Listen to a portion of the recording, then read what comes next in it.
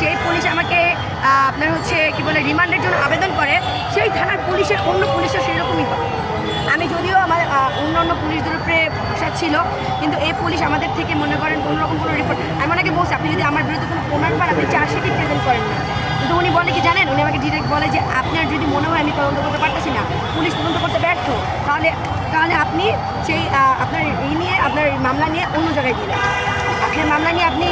কোন কোন বাহিনী বললো সেখানে দিতে, মানে পুলিশ ব্যর্থ, এমনকি সেই ভিডিও রেকর্ডিং আমার কাছে আসছে, উনি বলতেছে আমি ব্যর্থ, পুলিশ ব্যর্থ আপনার তদন্ত করতে।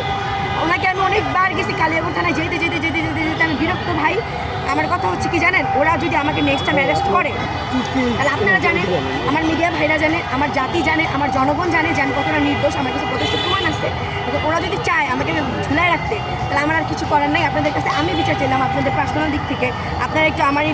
আমার যদি আপনারা তো চিনেন, জুলাই ওপর থানার অনেকেই আছে যারা আমাকে চিনে, 50 কোটি টাকা চাঁদাবাজি করার মতো মেয়ে আপনাকে আমাদের দেখে মনে হয়, আমাকে দেখে মনে হয় যেখানে 50 কোটি টাকা কি আপনার বাড়ির আশপাশের কারো বাড়িও আছে? সেটাই তো কথা, আপনারা যে দেখছেন আমাকে ভিডিওতে দেখলেন যে আমি একটা মশারি নিচ থেকে বের হইতেছি,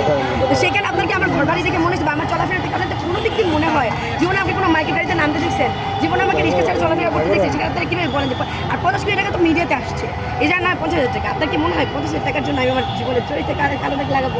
আরে ভাই, কোটি কোটি সংগঠন দাঁড়ায় আছে, কোটি কোটি মানুষ দাঁড়ায় আছে আমাকে টাকা দেওয়ার জন্য, যেগুলো আমাকে সংগঠনে নেওয়ার জন্য, সেখানে আমি কোনো রকম কোনো কিছু অ্যাকসেপ্ট না করে আমার হচ্ছে কি বলে আমার